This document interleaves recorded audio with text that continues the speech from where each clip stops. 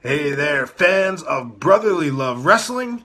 It is I, Vik Dalishus, Philly's own, the Mecca here. It is the real McCoy, J.D.X. Justin D. Xavier. It's your man, CD, the fallen angel, Christopher Daniels. Hello, boys and girls. This is your old friend, RJ City. Hey there, brotherly love wrestling. Bill Carr here. Hey everyone, this is two-time guest Wheeler Yuta. Two bozos from Philadelphia flapping their gums about pro wrestling this, pro wrestling that. Which is not that unique in the grand scheme of things yet. You are in for a treat because you're tuned in to Brotherly Love Wrestling. Philadelphia, are you ready? No! They said, are you ready? This is Brotherly Love Wrestling Podcast, your first stop for everything professional wrestling. So sit back and enjoy wrestling talk at its finest with your hosts, Larry Hall and Joe Corrado.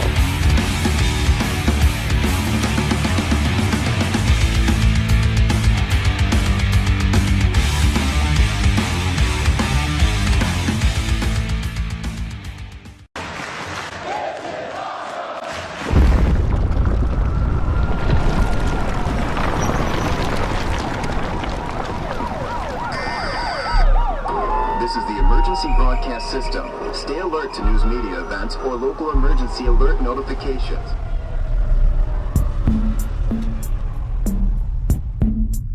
We're following some breaking news tonight out of Poughkeepsie, where an aftershock is being felt in the wake of the Poughkeepsie Rumble, held here on January 4th. A terrible situation there. Another aftershock this morning. I will tell you, it was less than an hour ago that we felt the effects of the strongest aftershock since the original. The epicenter of the aftershock is in the vicinity of the MJN Center, where local officials report more than 3,000 people are currently gathered. Triggered more than 100 aftershocks as dozens of displaced residents return home. Experts warn that a more powerful quake along that same fault could be catastrophic.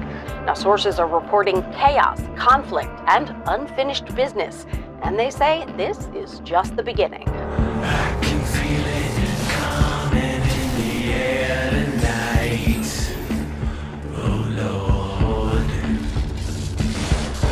I've been waiting for this moment for all my life. Oh Lord. Matt Cardona, the indie god. God, huh? Well, if you're the god, consider me the atheist. Because I just don't believe, Matt. I saw your little social media promo. It was cute. When you crashed in elementary school, was it picture day? What was that backdrop about?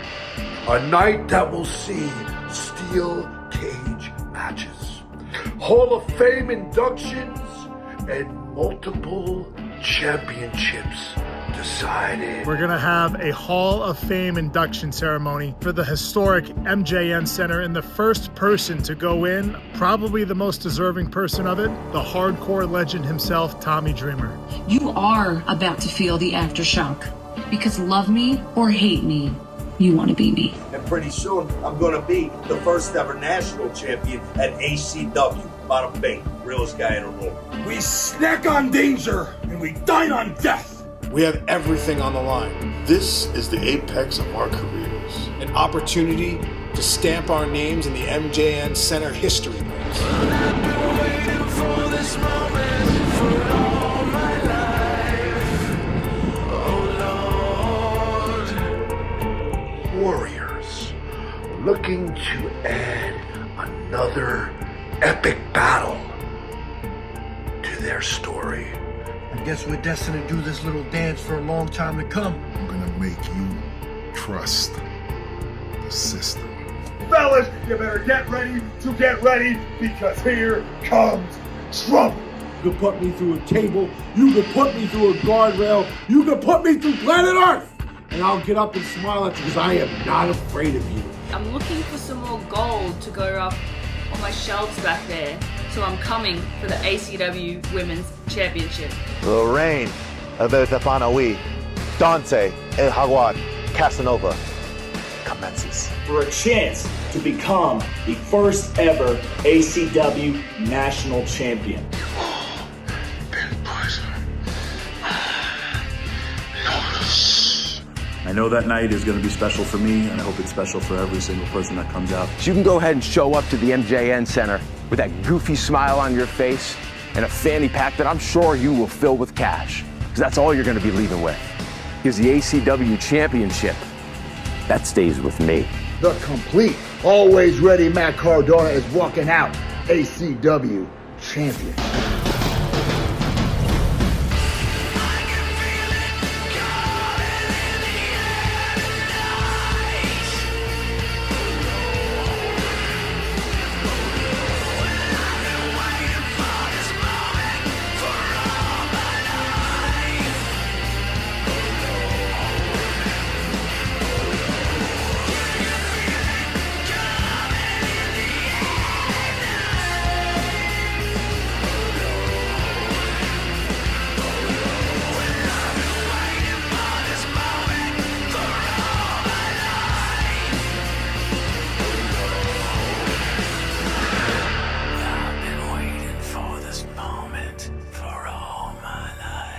Experts advise that the safest course of action in this situation is to get on your feet and make some noise. Welcome to Awesome Championship Wrestling. This is awesome! This is awesome! This is awesome! We are awesome! We are strong! In this ring we all... Welcome everybody to Brotherly Love Wrestling, and on the show this week we have Vik Dalishus from the Now, ACW, fresh off ACW Aftershock, which is a hell of an event, just aired this Saturday that just passed on Triller TV. For those who maybe haven't got a chance to see it yet or weren't there in person, man, Vik, this was amazing. It was such a good follow-up event. Maybe, dare I say, even better than the first event. Just how are you feeling, first of all, because of the unfortunate ending to that match and the brutality of the steel cage match between the Now and Sent to Slaughter? Well, it's good to see you. Thank you for having us. I think it's very high praise that you would say that it was better than the first one. That's what the goal was. So that's cool that we've hit that note, because that was kind of the goal for the whole show. Personally, my body hurts. I'm sore. It's getting less and less every day. So, it's manageable at this point. The day after, I was like Gumby, barely able to move at all. But that's what you sign up for in situations like this. When you have a steel cage match, you never really know how it's going to go or what the result is going to be. We didn't factor in that we would have somebody turn on us, and then it went south really fast after that. So when I got hit with the cage door, Joel Gertner, for everyone who is just catching up, turned his back on us. And just as we were about to walk out of the cage and claim victory, slammed the door in my face. When he first hit me, I didn't know like what the hell was going on. It was pretty interesting. Like, it got me right upside the head. And then it just kept happening over and over and over again. He kept smacking me in the head with that cage door. And they kind of just rattled me, because I was trying to get my bearings from there on. And then it was all of a sudden there were steel chairs thrown into the ring. They locked the door with a padlock, and then they just started beating on us. So those are the breaks. I'm not going to be super down about it, but we have retribution. So we have to go and prove ourselves once again that we can come back from something like that. Those two guys are walking around with our tag team championships, if you ask me, and we're going to have to handle that situation. So clearly we're not going to be able to just our stories with them have just been more violent and more physical every single time we've had a match with them. So I don't imagine it gets any better from here. And at that point, we're signing up for something that's going to be rough. Our next show was announced for July 18th in the MJN Center in Poughkeepsie. I don't know if that's where this happens. we're still kind of working out what's gonna happen and what we're gonna agree to and all that different stuff. So it's a little premature for that, but licking my wounds and taking Epsom salt baths and using red light therapy at the gym, all things that I've been doing to try and like heal my body up because it was rough. It's been a super long time since I've been hitting the head with a steel chair. Then to be handcuffed to the cage, beaten with the chair by Moff and Donovan, when you've got one arm handcuffed to a cage, you can't protect yourself. Yeah. And it was very physical. And my kids were there. They were super worried about what was going on, scared. On the way out, Moff ripped up my daughter's sign, which just made it 10 times worse. Because she spent probably 2-3 hours working on that sign. And then it was just destroyed in seconds. But, I don't want what happened to us to take away from the enormity of what we accomplished that night. The show was a rousing success. We sold the building out again. We put together a show that had people just super pumped when they left the building that night. It's an experience. Being there in person is an experience, and that's what we're really going for. And you never know what's going to happen in an ACW show, and the surprises and the matches all delivered. Everything went off without a hitch. And then I have to give a lot of credit to our production team. We have a really great team that is, from the guys filming the matches to the producers we have in the back that are running the editing as you watch kind of thing. And the video packages have just been second to none with what we've been able to put together. I'm very proud of the video package that opened the show. It was like a movie. So it was really cool, and we accomplished something really great that night. And you're only as great as your last show. So, we're riding that high still of how good that show was, but the next one's right around the corner. ACW Fallout. It's only 7 weeks away. I think 7 weeks away. Less than 2 months, which is, last time we had 5 months to get ready for the next show, and now we have less than that. We got 2 months to kind of put this together and run with it. So for our third show, let's hope that we can top the first two. That's the goal, right? And just keep outdo yourself. And as long as I feel we bring the same excitement and energy to the table each time, we're going to be okay. So we're bringing something very different, I feel, to the independent pro wrestling scene. I've thought a lot about it in the last week or so about, there's a lot of other companies that are out there, and then I like to say there's different tiers of independent wrestling, and people that are doing shows like ours, like Maple Leaf Pro or Reality of Wrestling and even OVW. And what makes us different? Like what separates us from everybody else? And it's the energy, I feel. The atmosphere, the energy, the live, anything can happen kind of thing. I feel very much have that ECW-esque energy to the product. So at least that's what we're going for a little bit. So it's very different from what you see at a WWE show, I feel. But in a lot of ways, it's what wrestling was 20 years ago. So with just better production. So yeah. And what was your takeaway? What did you think? I mean, as a fan, I felt myself, like, obviously going in, I'm most excited, obviously, because we're friends with you guys, trying to be as unbiased as possible when watching this show. Because, yeah, of course we could say we love it no matter what because you guys are there.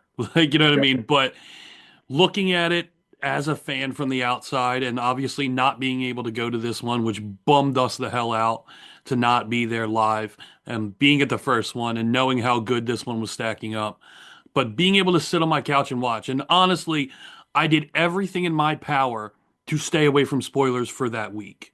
So the week in between, I did everything in my power. I was so proud of myself. The only thing that deterred me and backed me up a little bit was Busted Open. and I can't complain too much because it's great exposure for you guys. But Sunday morning after the event, I was listening to Busted Open, just happened to throw it on. It was like the replay later at night, and Jonathan Hood started talking about shout outs to wrestling that happened this weekend. And I was like, what are the odds I'm in the car at this exact point to where they say ACW in Poughkeepsie and Richard Holliday retains his title? And I was like, you've got to be kidding me. I was like, I've been staying away on social media. I haven't picked up the show, Facebook or Twitter at all. Like, I've been staying away. So that was the only thing I knew. I knew the result of that. So, but going in, like, I couldn't wait. I think the ones I was most looking forward to was the national championship, the Fatal Four, which started the show, which was a great opener. And a couple of those guys, obviously, I mean, Landon Hale, I obviously saw the first one, got more familiar with him. Ben Bishop was a monster, all of 6'12", like he says. Dante Casanova, he was great, just like he was in the first one. And of course, I mean, Real One delivers as usual and walks away with that title. I thought was great. The women's match was another one I could not wait for because I couldn't wait to see all these women, this talent that I've never seen before, with the exception of Indy, of course, the first two that had the first women's match on the first show, and then Vicious Vicky, who I've seen a bunch here in the Northeast. But like the unknowns were cool to me. I love watching and discovering new talent. Like all in all, the whole night, I kept finding myself, like your guys' match came on, and obviously I was looking forward to the Now and Sent to Slaughter. But then like they said, oh, coming up is Santana and Moose. And I'm like, oh shit, that's right. Like I completely forgot about Santana and Moose. And that got me more excited. And then like I kind of faded from the main event, and I'm like, oh shit, we still got the main event. We still got Tommy Dreamer getting inducted into the Hall of Fame. And like then that of course sprouted into a match with Zach Clayton and Tommy Dreamer. Of course, and then you get another big, that was a surprise in itself. And then you get Raven, and you hear the Raven Claw, and that was a big pop. Like, no one, like, in my head, I thought, all right, we're going to see Sandman again because Guido's out here. And then, no, it was Raven. It was just another big surprise that, oh, well, wrestling fans think you know everything. Well, we're going to throw Raven at you. That was amazing. It was great. But yeah, all in all, the night, it was so all over the place as far as tastes go. You had legit, straight up wrestling. You had, of course, your guys, the brutal, hardcore wrestling. That one, I was probably, obviously, for obvious reasons, more emotionally invested in. And I mean, out loud, sitting in my dark living room by myself watching this, going, fucking Joel Gertner. Like, what the fuck? I was so angry. And but like it was just you could feel the heat from the crowd through the television screen, how pissed people were in that arena. Yep. Like in the audio, it was hard because it was like kind of focused on the announcing and what was going on in the ring. So like the fan audio didn't come through as loudly as like you probably maybe would have wanted. But it didn't matter. Like you could feel it. You could feel what those guys were doing. You could feel how much the fans hated it. I mean, I looked one point, your hand wasn't even handcuffed the typical way. Like obviously, usually when you're handcuffed, and then the other part of the handcuff is on the rope or in a chain. Like you were chained to the cage with your hand next to the link. Like you weren't even like two chains. Like it looked incredibly painful. The chair shots were nuts. Yeah, I can't say enough how entertaining it was. Like I said, I think you guys accomplished a goal in surpassing the first one because it was just nonstop action and a lot of different style action, and all the talent, man. The talent were just, God, they were so good. Everyone delivered. I didn't think there was Yeah, of course. Yeah, I mean, and the tag match, Kerr is he's out of this world strength. Out of like when he caught Vargas, it was ridiculous. I thought he was gonna fall on him, and no, he just stood there. I couldn't believe it. It's ridiculous.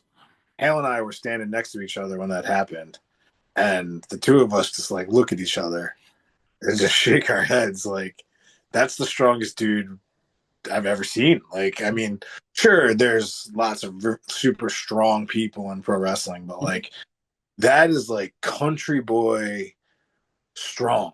Yeah. Like he effortlessly caught him, walked around the ring with him, and then up and slammed him through a guardrail. Dude, it was an impressive feat of strength. Like, yeah, I mean, and that's the thing, like you said, like bringing up again Crowbar, another match that, and the point I forgot, and like every match would come up, I'm go, oh shit, that's right, this is coming on, and like I would get so sucked into what was going on in the now of what I was watching that I was completely disconnected to what was coming up.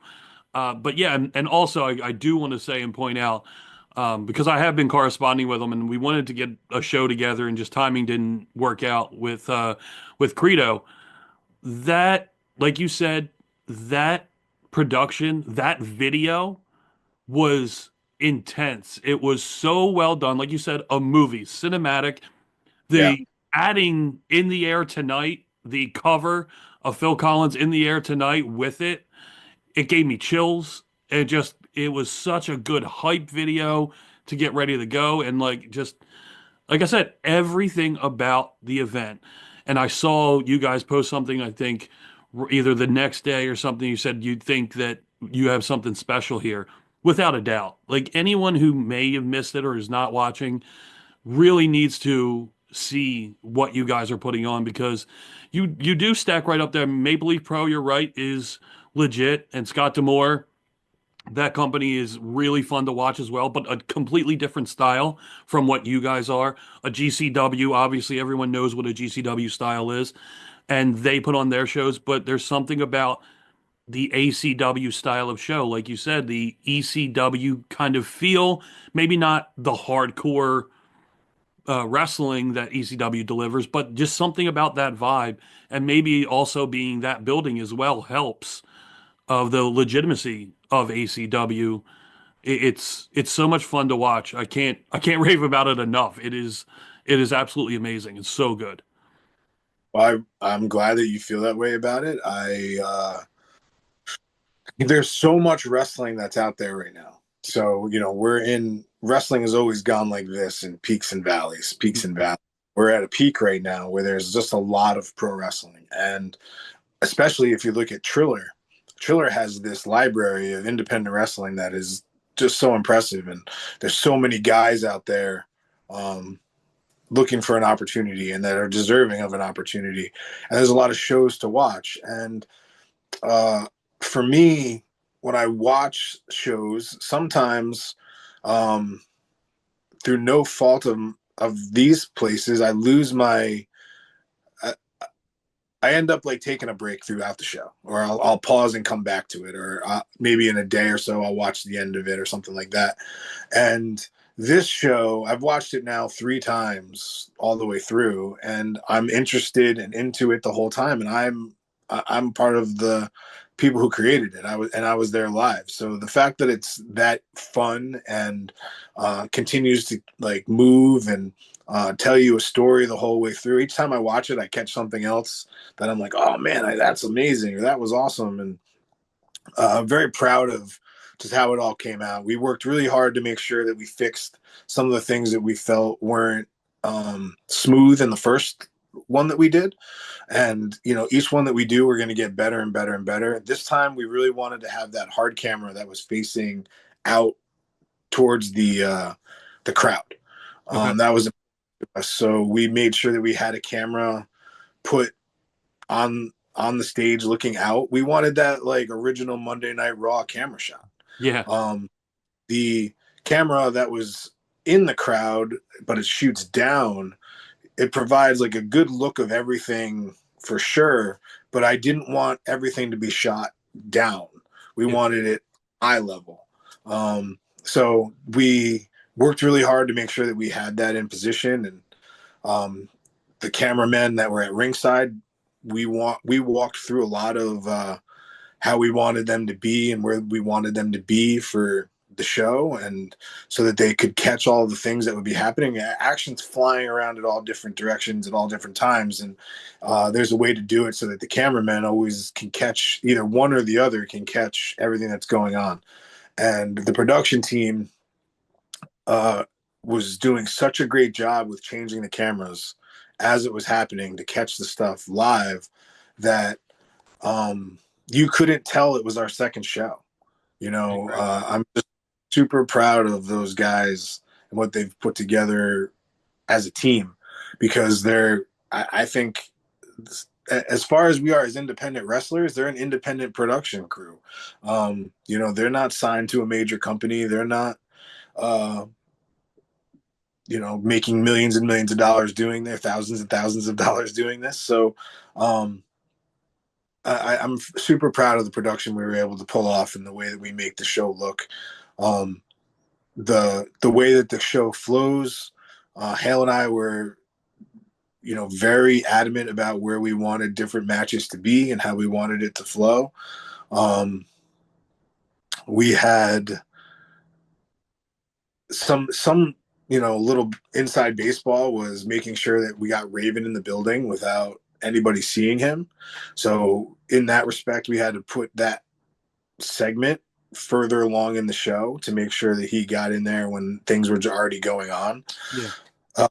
So, it's hard to keep a surprise in pro wrestling. It's one of the hardest things. WWE takes people and puts them in hoodies and locks them in buses for hours and hours and hours. So, being able to pull that off was a feather in our cap. We feel like we've gotten everybody once with the Sandman and now with Raven. That Raven and Tommy Dreamer story is timeless. If you've been following that your whole life, not your whole life, but a lot of what, as a fan, if you followed that whole story, this was just like another chapter in it, which is just when you think it's over, there's another part to the story, which is so cool to me. And the fact that it was a surprise to Tommy was my favorite, because we that video package that we put together, that was a surprise to Tommy. So the first time that it aired was the first time that he saw it. And the belt that we gave him was a surprise also. So he, we were able to take somebody who's been a mentor to us and has really guided us along in our career. We were able to give him his flowers for one night, where a person like him hasn't been necessarily appropriately appreciated in the world of wrestling. I credit a lot of how ACW is run because of what we learned with House of Hardcore. I spent a lot of time with Tommy when he was writing shows or producing them, and the surprise aspects and all the elements that would go into a great show. He showed a lot of it to us, and we wouldn't be in the position that we are without his influence and his guidance throughout our whole career. So he's a guy who's loved by everybody. He's had an influence on everybody's career, and he doesn't have to go out there and do what he does. He doesn't have to do that. He's at the point in his career where he doesn't have to participate physically anymore, but he still loves it and still wants to, and not just for us, but he does it all over the country every weekend. So we feel like we were able to give him a night that's something that he'll remember for a really long time, and that Tommy Dreamer fans will be able to remember for a really long time. With the unfortunate passing of Sabu, it's another reminder that tomorrow's not promised. And when you have a chance to do something like that, take it. And it's part of living in the now. You really don't know what's going to happen tomorrow. So you got to make the most of the moments that you have right now. And I feel like we got a chance to do that, which was really great. One thing you guys didn't see because you weren't there in person was before the show, in the meet and greet, we had videos playing on the screen, and we had a Sabu tribute go.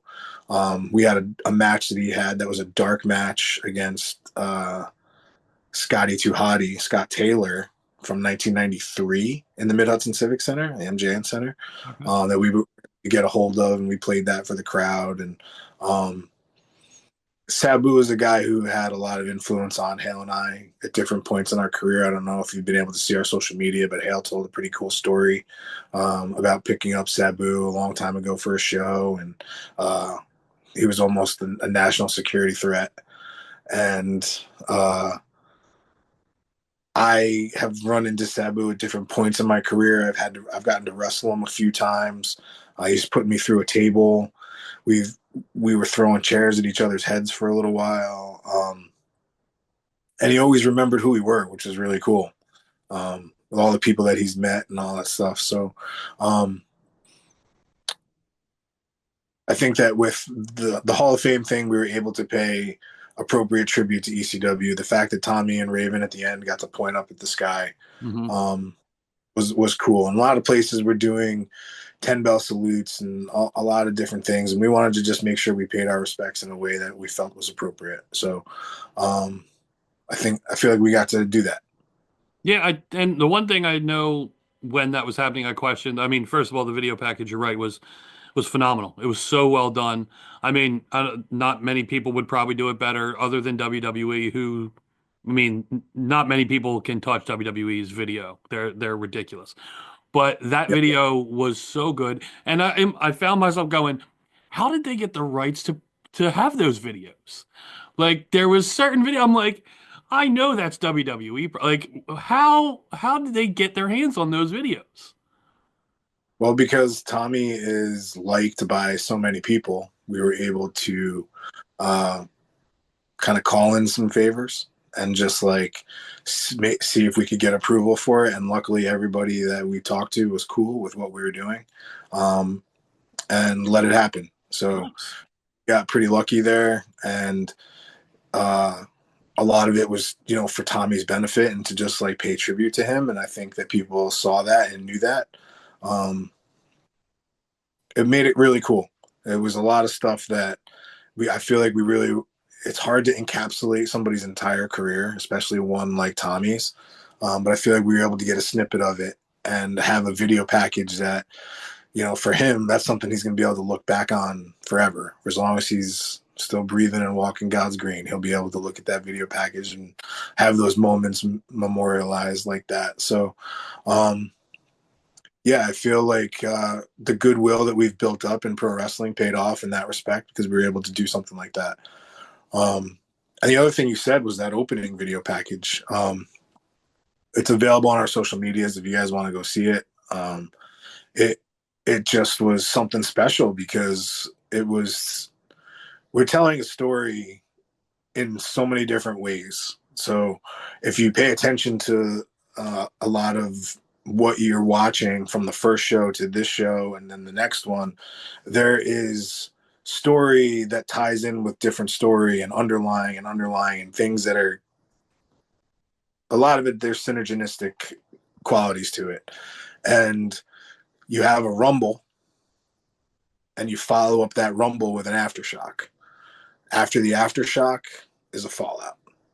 So the Aftershock video being able to come off like a news broadcast and in with everybody's promos that they had put together for the show was brilliant. And it was an idea that Steve had, and he ran it by me and I was like, yeah, man, this is brilliant. Top level. It was WWE level, if you ask me. And when we played it live for the crowd, the building was it was goosebumps for 5 minutes, like literally goosebumps. And there was a couple guys standing right next to me that were in tears watching it because it built up the night in this way that you were a part of something really special. And there's so many of our team, the wrestlers and everybody, that we're not guaranteed that we'll ever get, PLE moments or WrestleMania moments or anything like that. So when we can be a part of something that we feel is really special and something that's going to be remembered in this crazy pro wrestling thing, it's emotional because we don't get a lot of that.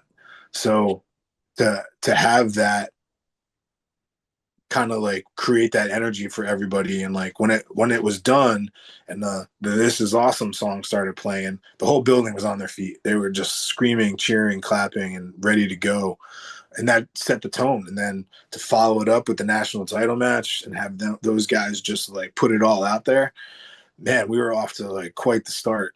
And then Limo, whatever he wants to be called, and Leo Sparrow, did a great job. You know, two young guys getting a chance to show what they are made of and that they're the future of this wrestling business. Limo comes very highly recommended by Finn Balor. He is one of his trainers, and he put a stamp of approval on him, which was good enough for us. And he's actually staying in the States right now, working out at Enzo's gym for the summer, which is to leave your home, to move here for a few months and dedicate yourself to it. I give him all the credit in the world, and it was our pleasure to give him an opportunity. And I think he did a great job. Yeah, and not only that, I don't think I didn't know what to expect from him, but as soon as he entered, I was not expecting like a frat boy kind of look, and I was like, I don't know if I was expecting him to kind of look like Finn or like JD McDonough, or like I didn't have expectation, but frat boy wasn't on my bingo card the way he was going to be dressed, and that at least like that's what he came off as. Obviously he's not, but I was like, huh, okay, like attire and just the way I was like, but then that bell rings, and already I already love Leo Sparrow. I love the Son of the Sun, and I love everything he does. And then those two killed it. They were flying around that ring, and it was so fun to watch. And especially for most people, I mean, majority of people, no one really has seen this guy because he's been in Ireland and, like you said, been trained by Finn. Like he was just so incredibly, I feel like almost beyond his years, even though, I mean, he's still very early in his career. Like I think it's only up for a guy like that. I agree. Yeah, it was probably one of the biggest crowds he's ever wrestled in front of. And there's a clear cultural difference from wrestling in Ireland versus wrestling in Poughkeepsie, New York. And what can work as far as a gimmick in Ireland is a stretch in Poughkeepsie. So I think he learned a little bit by just going out there and doing his thing. And maybe next time you see him, there's tweaks to his character and there's tweaks to his gimmick or to his gear. And the amount of times that he rubs his head like a magic genie, you know, I think he needs the experience and having a chance to be in a place that's going to give him that experience at a high level and let him show off what he's capable of. Like you're literally just seeing raw potential, which is really, I love being able to give that to guys and having them make the most of it. And Leo Sparrow has done such a great job everywhere we've ever seen him, whether he's a good guy or a bad guy. He delivers every single time. Him being a vegan, it's going to be hard for him to get bigger. And that's just my shot at him. But, you know, what he doesn't have in bulging muscles, he makes up for with charisma, because there's something about him that makes you want to watch him. So those two were a perfect matchup together. And then you go to the girls' match, the ladies' match, the women's match, whatever you want to call it. Tina San Antonio and Rebecca Scott were the two that you said you hadn't seen too much, and they did a great job in there, just representing themselves really well. And it's hard to have independent women that have been kind of localized, regionalized for the last few years of their career, and then they're in there with somebody who's like Lindy Hartwell, who's been a star on television and is really trying to make a name for herself again on this circuit and in TNA. And it was a great opportunity for all of them to show that they belonged in there and that they could hang with somebody like her. And all five of them did a great job. in my opinion. And Indy Hartwell just delivered as promised. She was everything she was advertised to be and more. And for her to walk away as the first ever ACW Women's Champion was a great start to the lineage of that championship. And same with the national championship. Having the lineage start with a star like Enzo, Real One, is it makes those championships something to win in the future. So, you know, if you want to win a prize, you want it to be something that's worthy of winning. So they're gorgeous belts. They're beautifully designed, very well crafted, and then they have the history of who which waist they've been around, and Real One, every bit of a champion. Indy Hartwell, every bit of a champion. And that doesn't take anything away from those other girls. Like, they all delivered in a really great way. And then from that, you mixed it up with the tag team match that was Extreme Rules with Danny Doring and Vargas. Poughkeepsie hates Danny Doring. They hate him. It's amazing. It's almost effortless when he goes out there how much they hate him. And Vanessa, who was with Crowbar, got involved. He clotheslined her.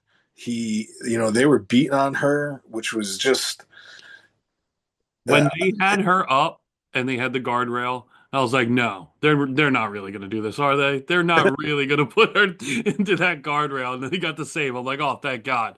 I'm like, she'll break. Like, there's no way that she can do that. Yeah.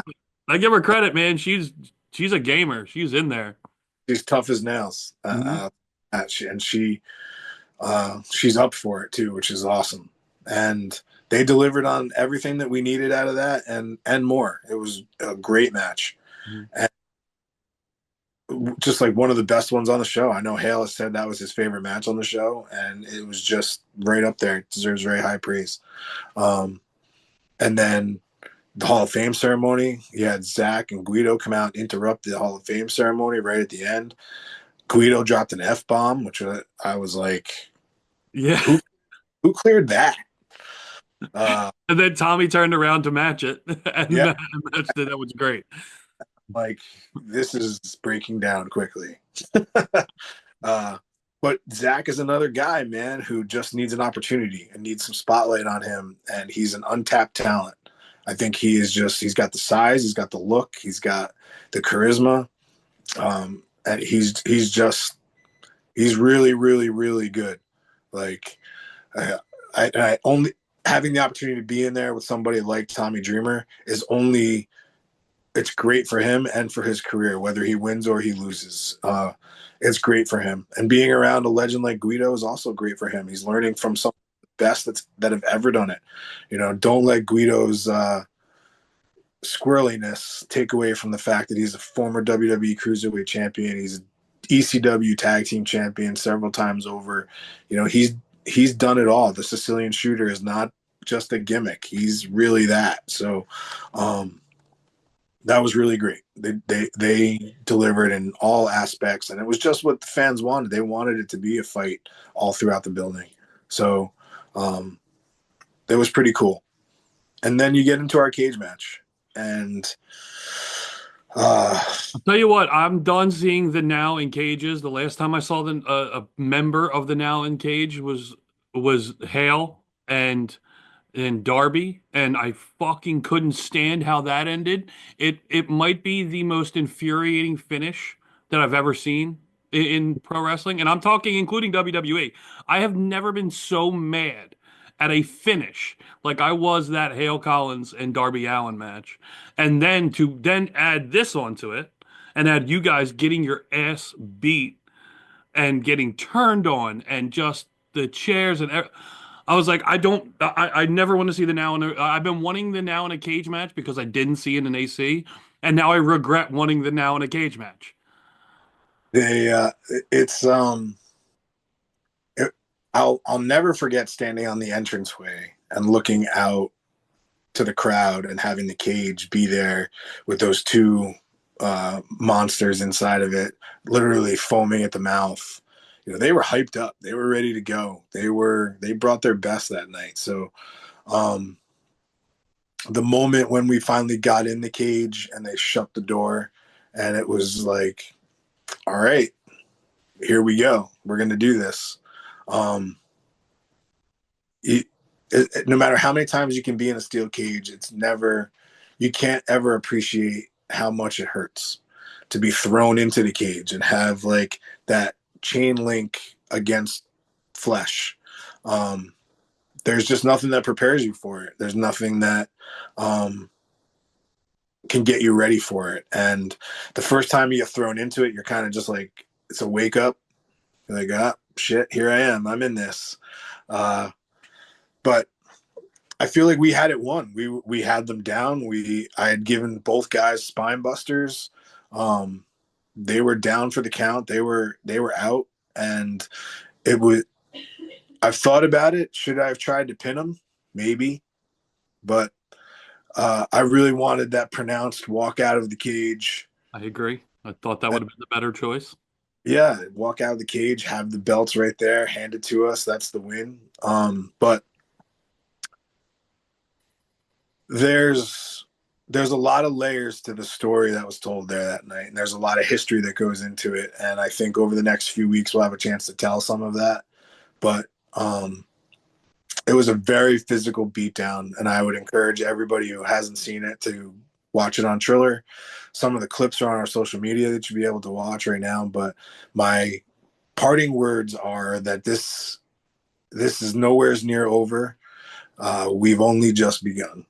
And this is going to be one of those stories that hopefully it's one of those things that defines our careers. So we've had an opportunity throughout our whole career to have these like great moments with different people. But having a story like this that is in chapters is something that I very much have looked forward to having a chance to do it. And having them be the first ever ACW tag team champions, there's something about it that is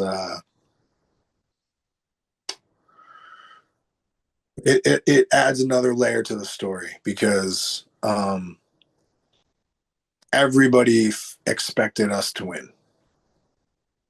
So that is the part of the story. I mean, we expected to win. We had our hand in creating those tag team titles and making sure that there was going to be a tag team division in ACW and all that stuff. So the craziest part was when we got to the back, those guys locked themselves in a dressing room downstairs, legitimately, and didn't come out until, I mean, I never saw them again, to be very, like, 100%. I never saw them again. So they locked themselves in the dressing room, and then they left before, like, because I was moving pretty slow, and then there's an upstairs and a downstairs there. So like once you're like upstairs, you don't really want to go downstairs, and once you're downstairs, you don't really want to go back upstairs. So we still had 2 more matches that needed to get done on the show, and when we came back through the curtain, it was dead silent. Like, everybody, they asked if we were okay, but for the most part, it was just like dead silent. Like, nobody knew what to say. And I knew that it was something that, like, it was unforgettable, which is it's lightning in a bottle when you got something like that. But everyone was just like in shock. And the fact that they locked themselves in the dressing room was just like, we didn't even have the after match like breakdown, like nothing. There was nothing from those guys at all. It was literal highway robbery, and then they left the building.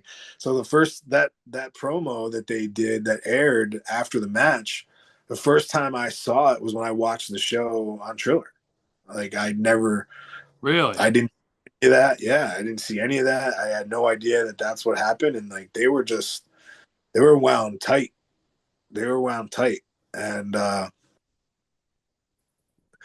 as much as this whole thing you feel like is like some of its performance, there's a lot of real to it also, which is, it's hard to like describe that and say that you could have that in 2025, but it's true. And as much as we've insisted on having Sent to Slaughter be a part of our events because the matches are so good, there's no love lost between us. Like, we're not like good buddies. You're not meeting them at a bar after ACW, is what you're saying. Yeah. No, there's none of that going on at all. There's never been anything shared between us that is that's friendly or none of that. So it's a crazy thing that we have that in 2025, and I don't want anything to like ruin it because it's special. When we get in there and we start beating the crap out of each other, we're really beating the crap out of each other. So I think there's a professional respect there, and I know that they're proud to be in ACW, but I think personally they could take us or leave us. They don't really care what they do as long as they're the ones that are the shining star in it. And to grab away that spotlight from us isn't easy to do. And in Poughkeepsie, I was going to say, not in that building. Yeah, and I think that they managed to do that. The fact that people were throwing sodas and popcorn and ACW beer at them and all that stuff was real heat in 2025.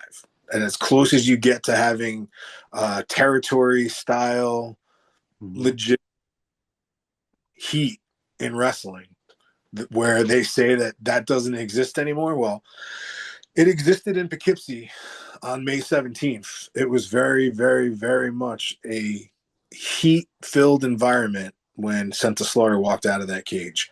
There was 10-year-old kids giving those guys the finger and cursing at them on the way out, and all the things. It was a pretty crazy match. So I like I told you off air, I did talk to Hale on the phone because he asked me as soon as he said, what'd you think?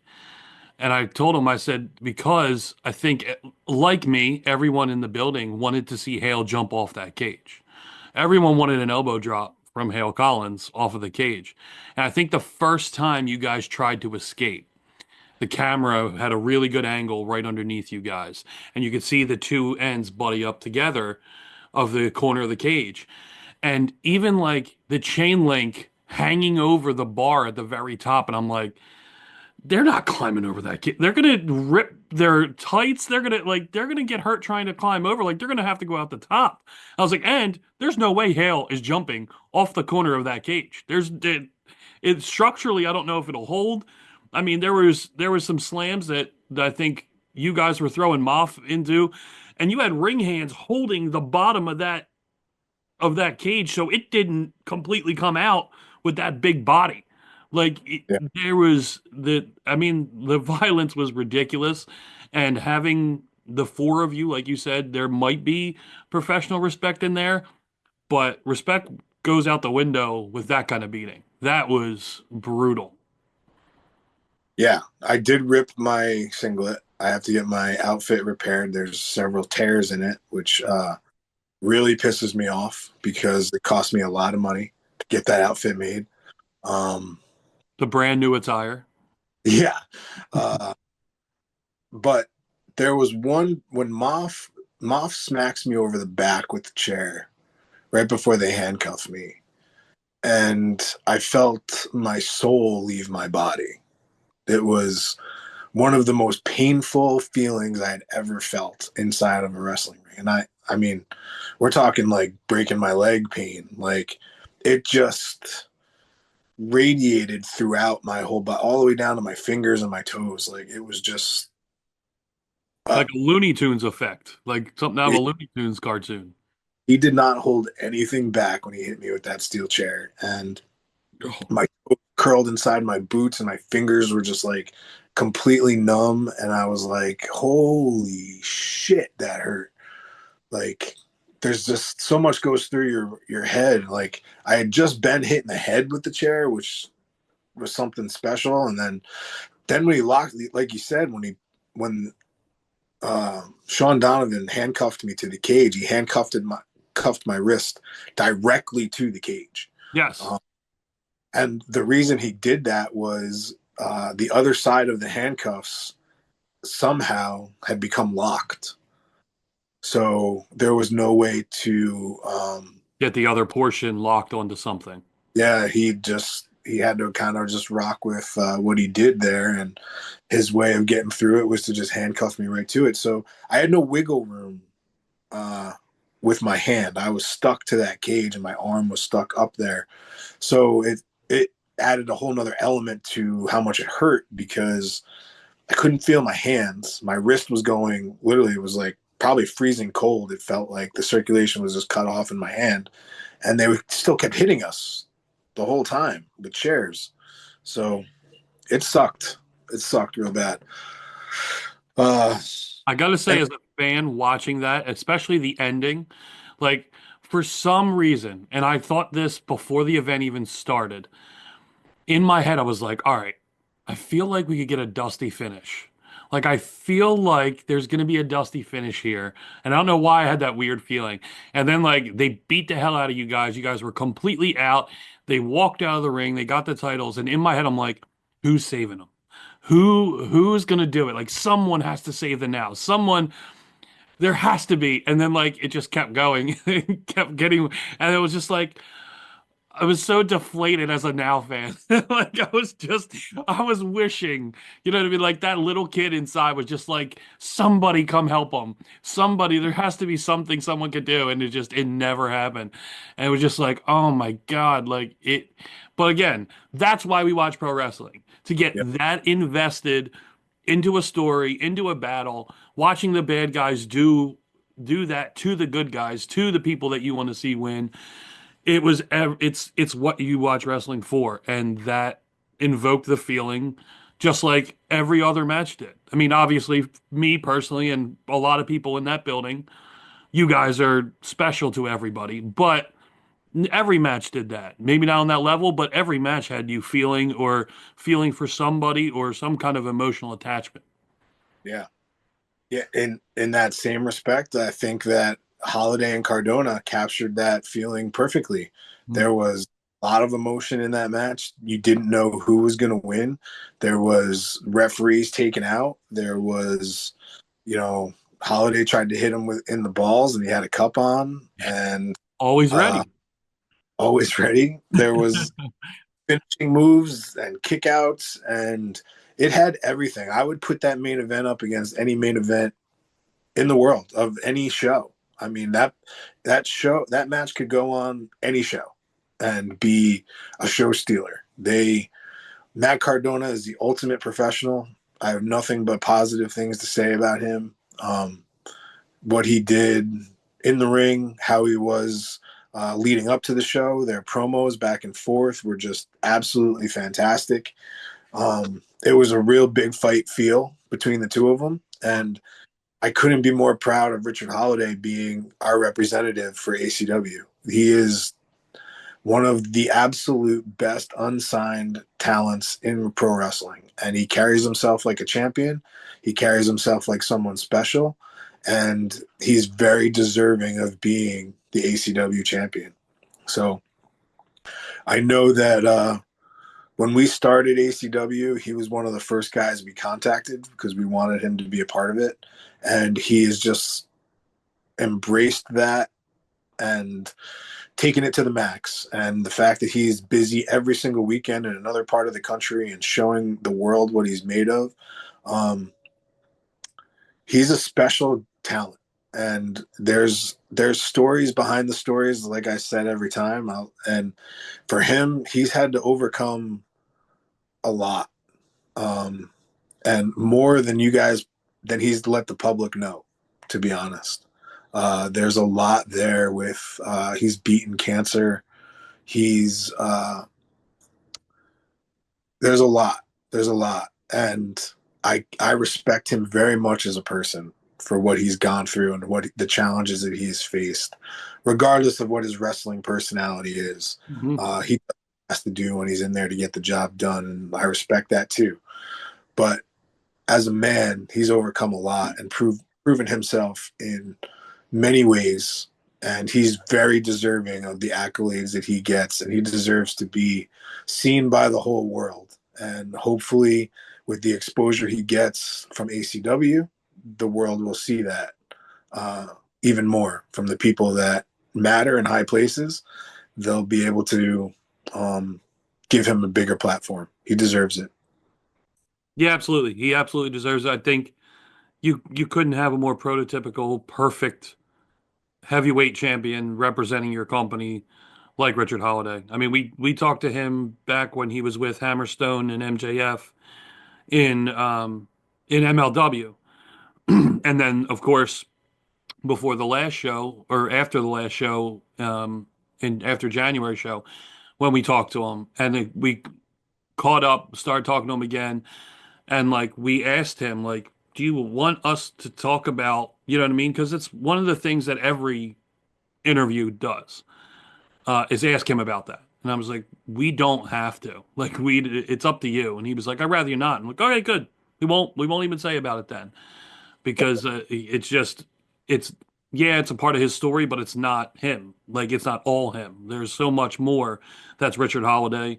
And like you said, in the ring, he's so good. And not only that, from his social media, some of the stuff he puts out, yeah, like the arrogance and some of the comedy that people don't even know it's supposed to be comedy. That he's just ribbing and doing things, like all of it is so good. He's so good on social media, obviously good in the ring. Like, he is the perfect prototype for ACW to be that face for as a champion. Yeah.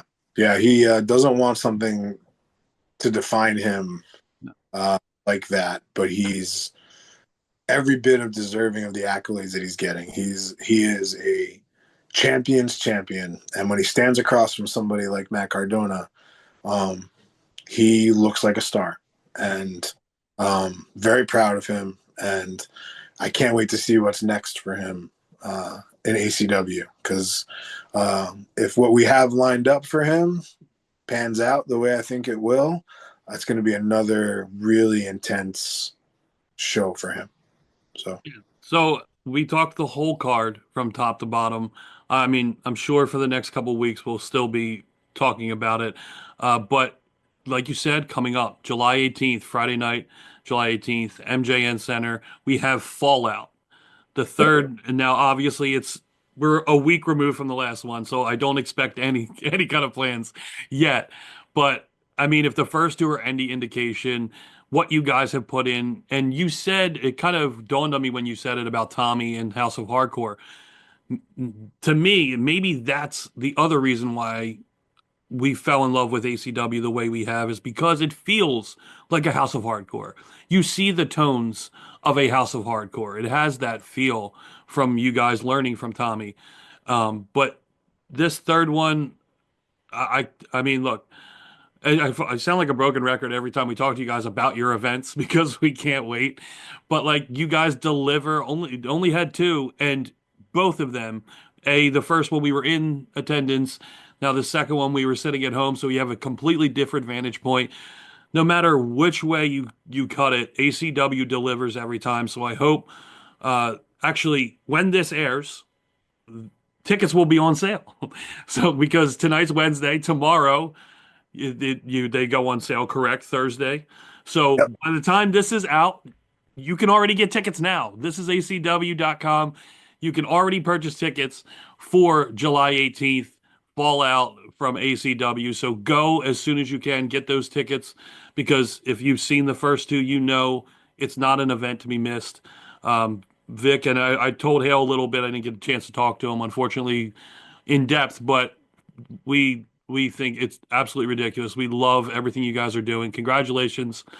All of the success going forward. Obviously, we can't believe that this is going the way it is, but we obviously know you guys, so it's believable, because you know you guys put your heart and soul into this, and of course your wallet as well.